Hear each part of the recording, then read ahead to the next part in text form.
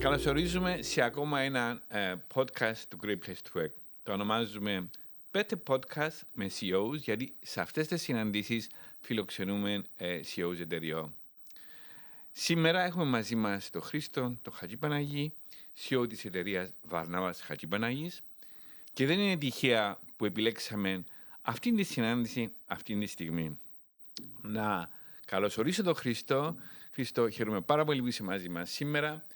Και επειδή οι ακροατές δεν ξέρουν την όμορφη αφορμή για την οποία είσαι εδώ μαζί μας, να εξηγήσω γιατί ακριβώς θεωρούμε ότι αυτή είναι μια ιδιαίτερα ενδιαφέρουσα και ευχάριστη για σένα συνάντηση.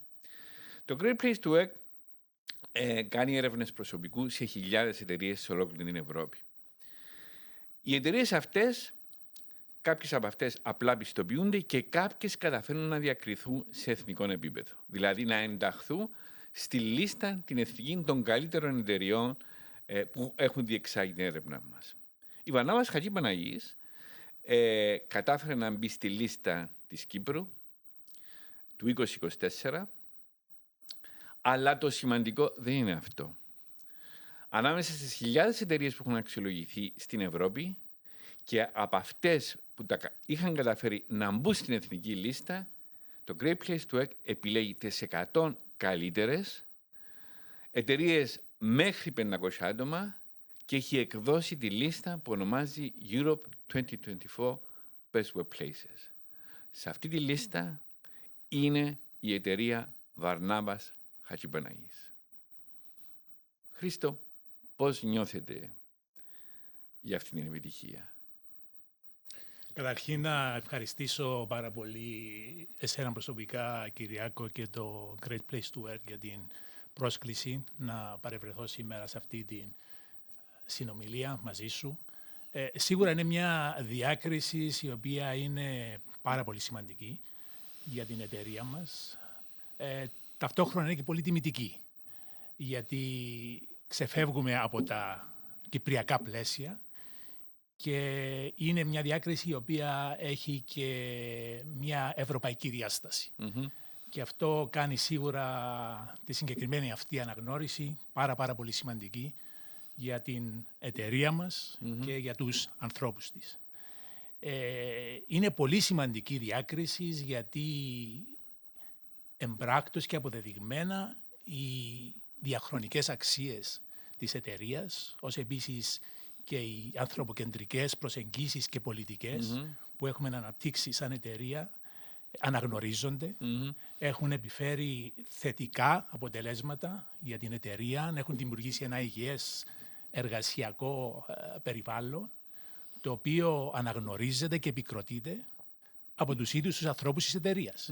Και αυτό νομίζω είναι το σημαντικό, το ότι οι ίδιοι άνθρωποι της εταιρείας, αφού έχουν αξιολογήσει με τα δικά τους κριτήρια την εταιρεία, την έχουν αναδείξει σε ένα πολύ ψηλό βαθμό ετοιμότητος για να λάβει μέρος σε αυτή το διαγωνισμό μεταξύ πολλών άλλων εταιρειών και να διακριθεί. Ξέρεις, είναι πολύ σημαντικό οι άνθρωποι οι οποίοι εργάζονται σε μια εταιρεία να μπορούν να αναγνωρίσουν τα πλεονεκτήματα της εταιρείας, και αυτό φυσικά επισυμβαίνει γιατί είναι άτομα τα οποία μέσω του εργασιακού περιβάλλοντος και της εργασιακής κουλτούρας να σκέπτονται ελεύθερα, να εκφράζονται ελεύθερα, να νιώθουν ότι υπάρχει σεβασμός και εκτίμηση προς τα άτομά τους, και είναι μόνο μέσα σε τέτοια περιβάλλοντα που οι άνθρωποι μπορούν να αναπτύξουν δραστηριότητες, να καινοτομήσουν, να είναι παραγωγικοί, να είναι δημιουργικοί. Άρα είναι μια καθόλου τιμητική και σημαντική διάκριση για την εταιρεία μας. Να σχολιάσω, Χρήστο, το γεγονός, έχεις επισημαίνει ένα εξαιρετικά σημαντικό γεγονός. Η θεωρία του Great Place to Work, ή αν θέλετε η θέση του Great Place to Work, είναι η εξής. Καμιά εταιρεία δεν μπορεί να ισχυριστεί ότι έχει θετικό εργασιακό περιβάλλον αν δεν το δηλώσουν οι εργαζόμενοι τους. Και εμείς θεωρούμε ότι τούτη είναι μια σημαντική διαφοροποίηση του θεσμού του δικού μας από πολλούς άλλους. Χρήστο, είσαι ένας επιχειρηματίας, είσαι επικεφαλής μιας οικογενειακής επιχείρησης. Πολλές φορές ακούμε στελέχη να μπαίνουν στο εξής δίλημμα. Μα τι τι πρέπει να κάνω για να κάνω τους ανθρώπους με ευχαριστημένους και τελικά πώς αυτά τα οποία θα κάνω θα επηρεάσουν την απόδοση. Άρα, αυτό που ήθελα να ακούσω από σένα είναι η αντίληψη δική σου του συσχετισμού μεταξύ happy κόσμος, ευχαριστημένος κόσμος και απόδοση της εταιρείας. Οι εταιρείες σίγουρα δεν είναι απρόσωπες. Σίγουρα αποτελούνται από ανθρώπους. Και η επιτυχία της εταιρείας δεν μπορεί να επιτευχθεί χωρίς οι άνθρωποι να στηρίζουν και να προωθούν τα καλώς νοούμενα συμφέροντα της εταιρείας. Για να συμβεί αυτό, σίγουρα οι άνθρωποι θα πρέπει να νιώθουν χαρούμενοι στον χώρο εργασίας, θα πρέπει να νιώθουν σημαντικοί, θα πρέπει να νιώθουν ότι η εταιρεία τους αναγνωρίζει, τους εκτιμά, θα πρέπει να υπάρχει σεβασμός προς τον άνθρωπο και μόνο σε τέτοιο περιβάλλον μπορούν οι άνθρωποι να προσφέρουν το κάτι της περισσότερο, το οποίο στο τέλος της ημέρας θα κάνει τη διαφορά για την εταιρεία και θα την αναδείξει στις ψηλότερες βαθμίδες, όπως στη συγκεκριμένη περίπτωση έχει επιτευχθεί με την εταιρεία μας. Σίγουρα είναι πάρα πολύ σημαντικός ο ρόλος του CEO της εταιρείας. Και είναι πολύ σημαντικός γιατί αυτός έχει και το πρώτο πρόσταγμα.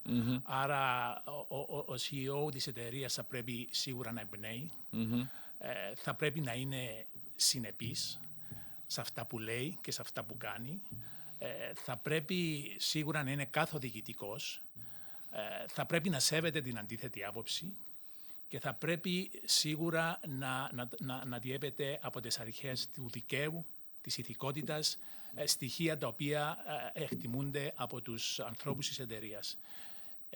Σίγουρα θα πρέπει να είναι επικοινωνιακός, θα πρέπει να καθορίζει στόχους και κατευθύνσεις οι οποίες να είναι σωστά, να επικοινωνούνται σωστά στους ανθρώπους της εταιρείας. Θα πρέπει οι στόχοι να είναι εφικτοί, να είναι μετρήσιμοι, να είναι συγκεκριμένοι, να υπάρχει διαφάνεια. Και σίγουρα ένας CEO θα πρέπει στο τέλος της ημέρας να γνωρίζει την εταιρεία, να μπορεί να φουκράζεται τον παλμό της εταιρείας ανά πάσα στιγμή, έτσι ώστε με προληπτικούς τρόπους να αναλαμβάνει δραστηριότητες, έτσι ώστε να μπορεί να απορροφήσει οποιουσδήποτε κραδασμούς και να μην τους αφήνει να εξελίσσονται σε παθογένειες οι οποίες αναμφίβολα σε κάποια δεδομένη στιγμή, εάν αναφεθούν χωρίς την επίλυσή τους, θα μπει η εταιρεία σε εσωστρέφεια και θα είναι πολύ δύσκολο στο τέλος της ημέρας να ανατραπούν παθογένειες οι οποίες καταλήγουν σε διαχρονικά προβλήματα. Άρα αυτός είναι ο ρόλος του CEO. Ο CEO δεν είναι ένας άνθρωπος ο οποίος γνωρίζει τα πάντα. Θα πρέπει να μπορεί να επιλέγει τους σωστούς ανθρώπους στα σωστά πόστα. Θα πρέπει να τους έχει την εμπιστοσύνη η οποία χρειάζεται για να αναπτύξει ο άνθρωπος τις σωστές πρωτοβουλίες. Και ο ρόλος του CEO φυσικά είναι να συνθέτει και να δίδει την καθοδήγηση για την περαιτέρω προέκταση και επέκταση της εταιρείας. Άρα πάρα πολύ σημαντικό. Αλλά πρέπει να γνωρίζει και ο CEO ότι δεν είναι το άτομο το οποίο χωρίς τη στήριξη των ανθρώπων του θα μπορέσει να επιφέρει θετικές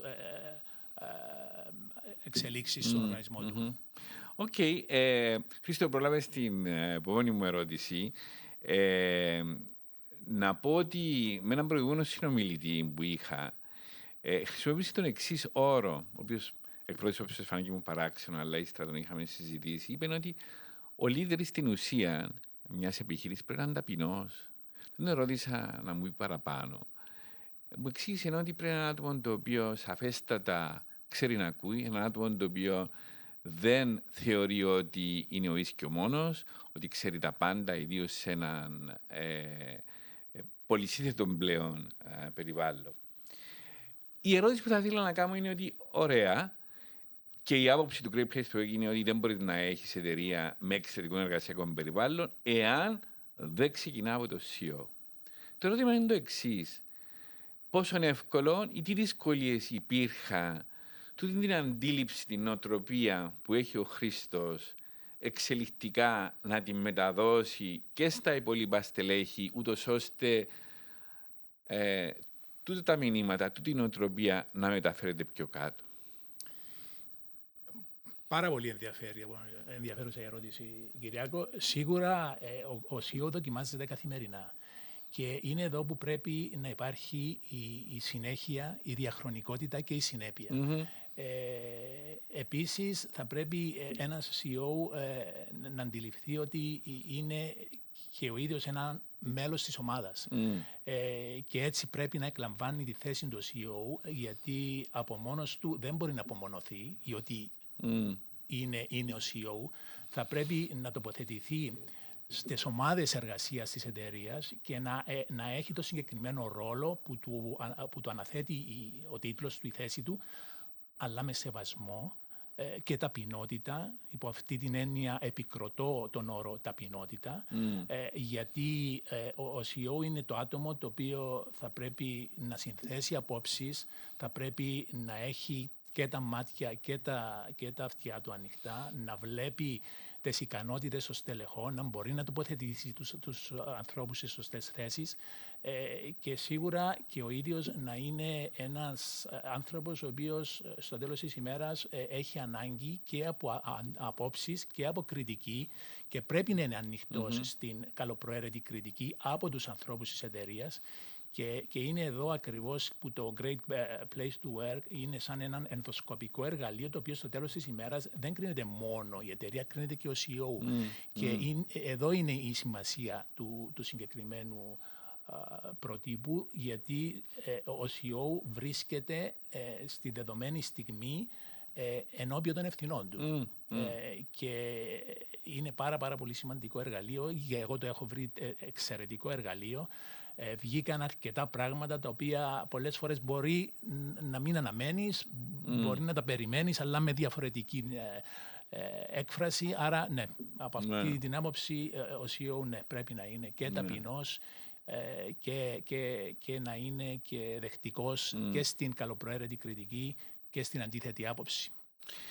Χαίρομαι ιδιαίτερα για το τελευταίο σχόλιο που έχεις κάνει, Χρήστο, για το Great Place to Work. Το Great Place to Work, αν έπρεπε να χωρίσουμε το τι προσφέρει την πιστοποίηση και τη διάκριση και τη μεγάλη διάκριση στη δική σας περίπτωση, αλλά εγώ θεωρώ ότι το πιο σημαντικό που προσφέρουμε είναι ακριβώς, έχεις χρησιμοποιήσει τον όρο ενδοσκοπικό, ιατρικός όρος. Ιατρικός όρος λόγω και του αντικειμένου με τον οποίο ασχολείται η εταιρεία. Βέβαια. Άρα, εγώ θεωρώ ότι είναι ένα εργαλείο το οποίο καταλήγει σε μετρήσεις και συμπεράσματα και θεωρώ ότι κάθε επιχειρηματίας, όπως μετρά κάθε χρόνο διάφορες βασικές παραμέτρους που καθορίζουν το μέλλον της επιχείρησης, το ίδιο πρέπει να ισχύει και στην περίπτωση των παραγόντων που συνθέτουν που επηρεάζουν τη δέσμευση του προσωπικού. Χρήστο, οι πλήστες επιχειρήσεις σήμερα έχουν εκπροσώπηση από 4 γενιές. Baby boomers, νομίζω, που είναι γέννημα 45 με 64. Μετά είναι η Generation X, από 1965 μέχρι 76. Μετά είναι οι Millennials, 77 μέχρι 95. Και μετά το Gen Z, που γεννήθηκα μετά το 96. Και βέβαια εξελιχτικά, ώσπου η διάρκεια ζωής αυξάνεται, πιθανόν να έχουμε και 5 γενιές. Πολλές φορές ακούμε στελέχη να εκφράζουν έναν προβληματισμό και μια πρόκληση, ιδίως θα έλεγα για τις 2 τελευταίες γενιές και ειδικά την τέταρτη, Gen Z. Εκφράζουν έναν προβληματισμό, εκφράζουν μια δυσκολία. Ποια είναι η άποψη του Χρήστου? Ναι, οι νέες γενιές σίγουρα είναι γενιές οι οποίες θα πάρουν την ανθρωπότητα στο επόμενο στάδιο. Και όταν λέω την ανθρωπότητα, με όλα τα άλλα επιμέρους κομμάτια που είναι η κοινωνία, είναι η οικονομία, είναι το επιχειρήν. Άρα οι νέες γενιές αναμφίβολα είναι το μέλλον της ζωής. Σίγουρα οι τελευταίες γενναίες, λόγω και των μεγάλων αλλαγών που έχει επιφέρει η τεχνολογία, η ραγδαία ανάπτυξη της τεχνολογίας με αυξημένες ταχύτητες, σίγουρα βλέπουμε πράγματα να γίνονται πολύ πιο ραγδαία. Δεν πάβει όμως οι νέες γενναίες να προσφέρουν γνώση, ταλέντο, διαφορετικές νοοτροπίες που δεν είναι κατά ανάγκη όλες αυτές αρνητικές προς μια εταιρεία αντιθέτως. Νομίζω ότι θα αλλάξω λίγο τη διατύπωση και θα δώσω την ευθύνη περισσότερο στις εταιρείες, οι οποίες θα πρέπει να μετεξελιχθούν, θα πρέπει να μεταρρυθμιστούν, έτσι ώστε οι νέες γενιές οι οποίες τώρα εισέρχονται στην κοινωνία και στον χώρο αναπόφευκτα εργασίας να μπορέσουν να βρουν προσοδοφόρο έδαφος για να προσφέρουν, να αναπτυχθούν, να καινοτομήσουν και οι εταιρείες οι οποίες δεν θα μπορέσουν να προσαρμοστούν με το απλά να λέμε ότι οι νέες γενναίες είναι δύσκολο να ενταχθούν στον χώρο εργασίας ή δεν ενδιαφέρονται να εργαστούν. Δεν είναι κάτι το οποίο υποστηρίζω. Αντιθέτως, οι νέες γενιές, εγώ πιστεύω, είναι μια βελτιωμένη. Εάν πιστεύουμε στην σωστή μετεξέλιξη του ανθρώπου, σίγουρα οι νέες γενιές θα πρέπει να αποτελούν και μια βελτιωμένη μορφή των προηγούμενων γενιών. Και εγώ πιστεύω ότι είναι. Απλώς είναι θέμα πώς τους εντάσσεις, τι ευκαιρίες τους προσφέρεις, πώς μεταλλάσσεσαι σαν εταιρεία, πώς μεταρρυθμίζεις έτσι ώστε αυτοί οι άνθρωποι οι οποίοι αποτελούν και το μέλλον να βρουν προσοδοφόρο έδαφος για να αναπτυχθούν και να έχουν ένα θετικό πρόσημο στο να προσφέρουν στις κοινωνίες, στις επιχειρήσεις, στην ανθρωπότητα. Χρήστο, χαίρομαι πάρα πολύ για την κατάληξη αυτού του σχολείου σου, γιατί ακριβώς πολλές φορές κακώς ακούμε ότι μα πώς θα τους χειριστώ. Στην ουσία, όπως σωστά είπες, η ίδια επιχείρηση πρέπει να μετεξελιχθεί ούτως ώστε να δώσει το σωστό χώρο. Πέραν τούτου, Κυριάκο, υπάρχουν και τα βασικά στοιχεία τα οποία αφορούν τον άνθρωπο. Πώς θα τους συμπεριφερθείς με σεβασμό, με αγάπη, με κατανόηση, με σωστή επικοινωνία, να τους ακούσεις. Άρα δεν πάβει και αυτοί να έχουν τις ανάγκες που έχει ο κάθε άνθρωπος, ανεξαρτήτως σε ποια γενεά βρίσκεσαι. Σωστά. Πριν, νομίζω, 1,5-2 χρόνια, είχε γίνει μια μελέτη έρευνα από το Harvard Business School με στοιχεία, δεδομένα ερευνών του Great Place to Work. Νομίζω ήταν κάπου 400 επιχειρήσεις, νομίζω είχε χρησιμοποιηθεί ανάλυση περίπου 400.000 περίπου ερωτηματολογίο. Και το αντικείμενο της έρευνας ήταν ακριβώς το εξής. Τι είναι αυτό που κάνει τα άτομα της γενιάς Z να θέλουν και να μπορούν να δίνουν το καλύτερο τους σε αυτό. Δύο από τα πιο σημαντικά συμπεράσματα που εγώ τουλάχιστον εκράτησα είναι τα εξής, ότι τούτη η γενιά θέλει να ξέρει το σκοπό, θέλει να ξέρει τη μεγάλη εικόνα, θέλει να ξέρει την κατεύθυνση της εταιρείας. Δύσκολα θα δεσμευτεί να δουλέψει εάν δεν ξέρει το γιατί πίσω από αυτά που του ζητάτε. Και το δεύτερο είναι ότι η γενιά τούτη θέλει σημασία και θέλει να νιώθει ότι μες στον χώρο δουλειάς έχει συνομιλητές, όχι αφεντικό με την παλιά έννοια, αλλά άτομα, στελέχη, ηγέτες με τους οποίους μπορεί να συνομιλά, να εκφράζει τις απόψεις τους και να ακούνται. Επειδή ακριβώς κάνουμε αναφορά στη νέα γενιά και ακριβώς επειδή μίλησε για την τεχνολογία και επειδή συνεχώς παίρνουμε προειδοποίησεις ότι το AI θα αλλάξει τα πάντα. Γενικά, πώς βλέπεις τον αντίκτυπο της τεχνολογίας στο εργασιακό περιβάλλον, στις σχέσεις των ανθρώπων, πώς νομίζεις ότι το AI μπορεί να αλλάξει τα πράγματα, γενικά, την τεχνολογία σαν παράγοντας της εργασιακής κουλτούρας? Σίγουρα το AI είναι ένα τεράστιο θέμα, το οποίο καλά ακόμη δεν έχουμε πλήρως αποκρυπτογραφήσει. Είμαι εν φύση αισιόδοξος άνθρωπος και βλέπω το AI να μπορεί να επιλύσει αρκετά θέματα τα οποία στην παρούσα φάση δεν μπορούμε δεν έχουμε δηλαδή ούτε το data, ούτε το analytical tools για να μπορέσουμε να εισχωρήσουμε εις βάθος σε τεράστιο εύρος πληροφόρησης που υπάρχει, να το ταξινομήσουμε και να μπορέσουμε να εξάξουμε συμπεράσματα για πολλούς τομείς που αφορούν τον άνθρωπο, όπως παραδείγματος χάρη είναι και ο τομέας της υγείας.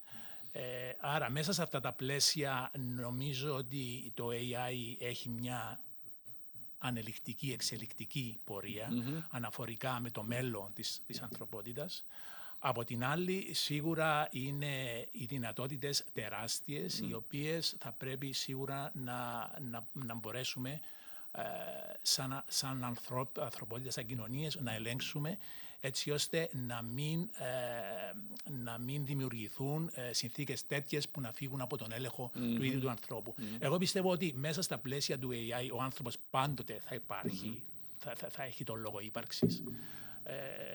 Ο άνθρωπος δεν είναι μόνο λογική, είναι και συναίσθημα και κανένα artificial intelligence, κανένα ρομπότ νομίζω δεν θα μπορέσει να προσομοιάσει στον άνθρωπο με όλη την πολυδιάστατη σύνθεση που έχει σαν όν, με τις ισορροπίες μεταξύ συναισθήματος, λογικής, και εδώ ίσως είναι ο άνθρωπος που θα συνεχίσει να έχει τον έλεγχο, ελπίζω, σε αυτό το τεράστιο επίτευγμα το οποίο θα επιφέρει η τεχνολογία στον τομέα του artificial intelligence.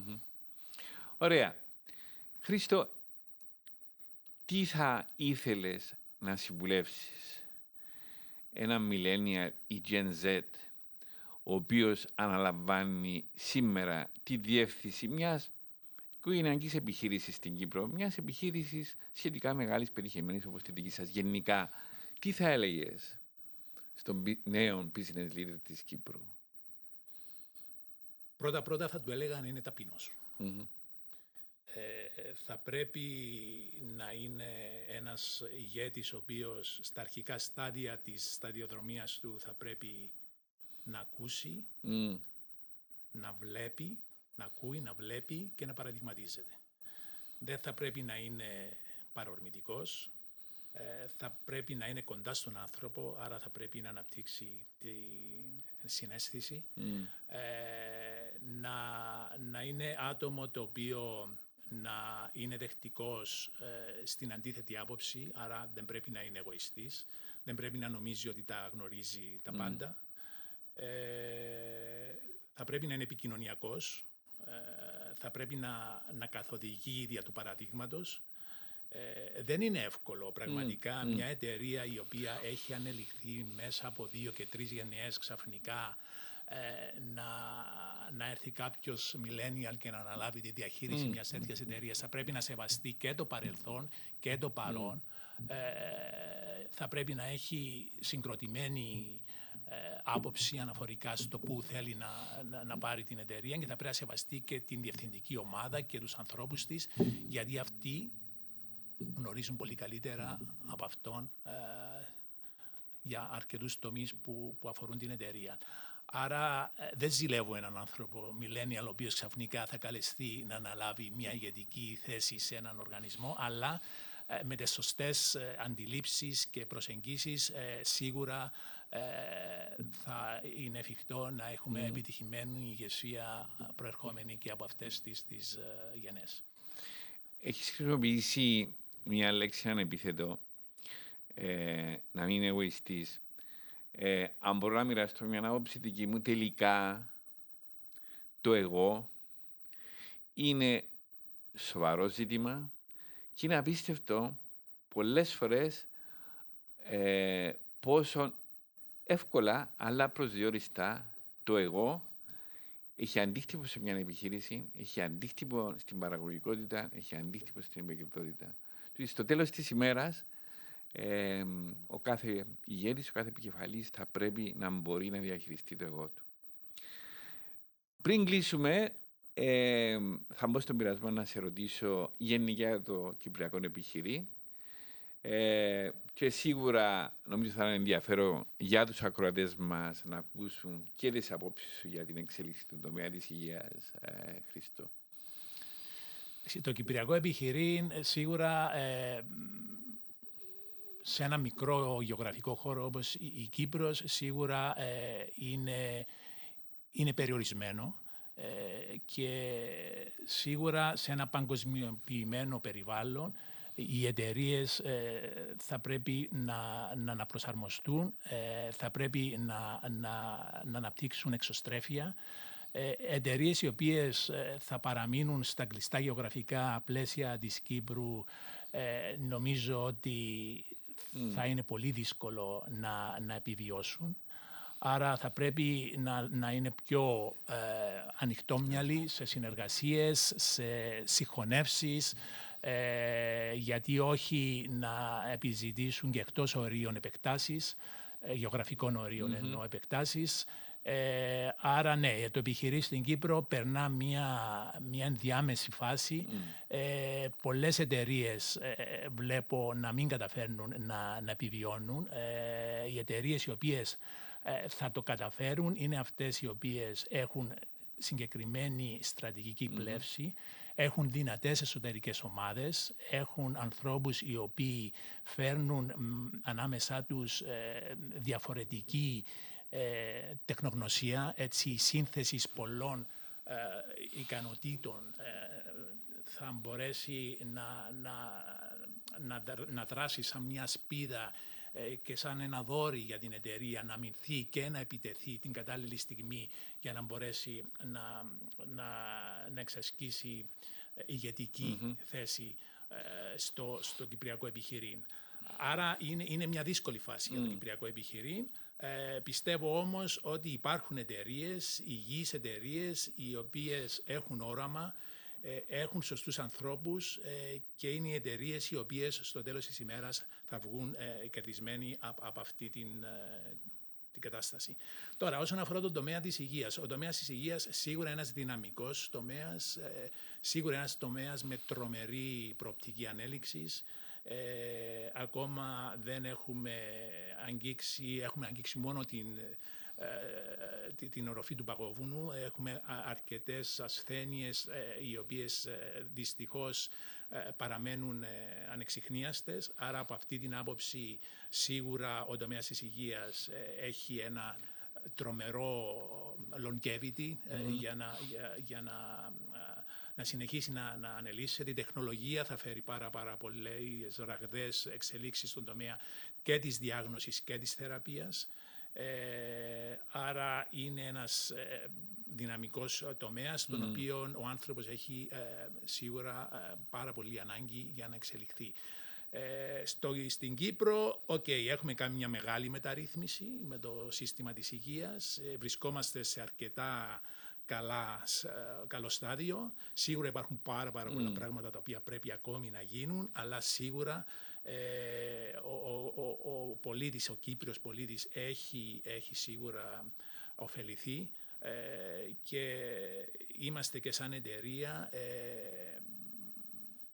στην πρώτη γραμμή, καταθέτουμε συνεχώς ιδέες έτσι ώστε να εξελιχθεί ακόμη καλύτερα ο τομέας της υγείας. Ακούγοντας, πρώτη φορά σκέφτομαι ότι όντως ο τομέας της υγείας, εκτός του ότι η εξέλιξη του λόγω της τεχνολογίας θα μπορούσε κάποιος να πει είναι σχεδόν απροσδιοριστή, αλλά επίσης το γεγονός ότι υπάρχουν κεφάλαια, ασθένειες στις οποίες ακόμα δεν υπάρχουν οι λύσεις. Άρα όντως ο τομέας της υγείας, τα όρια του και η εξέλιξη του είναι τεράστια. Σίγουρα. Χρήστο, πριν σε ευχαριστήσω και πριν κλείσω, θέλω να μοιραστώ το εξής μαζί σου. Είχαμε την πρώτη μας επαφή με την εταιρεία σας, πριν 2 χρόνια, σε μια εκπαιδευτική παρέμβαση που είχαμε οργανώσει με μια ομάδα πολιτών σας. Πρέπει να σου πω ότι όταν είχαμε τελειώσει το εκπαιδευτικό σεμινάριο. Είχα σημειώσει, νομίζω το είχα μοιραστεί με τη Χρυσούλα. Της είπα το εξής: «Οκ, άμα σπαταλήσεις 6-12 ώρες με μια ομάδα, δεν μπορείς να καταλάβεις πάρα πολλά πράγματα. Ένα πράγμα σίγουρα είχαμε καταλάβει, το οποίο ήταν το εξής. Ήταν 15-16 άτομα, τα οποία ήταν εξαιρετικά περήφανοι για την Βαρνάβα Χατζηπαναγής και μια δέσμευση για τα προϊόντα και τις λύσεις που υπηρετούσε. Άρα δεν μας έχει ξαφνιάσει το αποτέλεσμα της έρευνας που είχαμε κάνει. Να σας συγχαρούμε, εσένα, τον Χρήστο Χατζηπαναγή, ολόκληρη την διευθυντική ομάδα και κάθε μέλος του οργανισμού για την εξαιρετική δουλειά που κάνετε. Ευχαριστούμε. Σας ευχαριστώ πάρα πολύ που ήσουν σήμερα μαζί μας. Εγώ ευχαριστώ πολύ.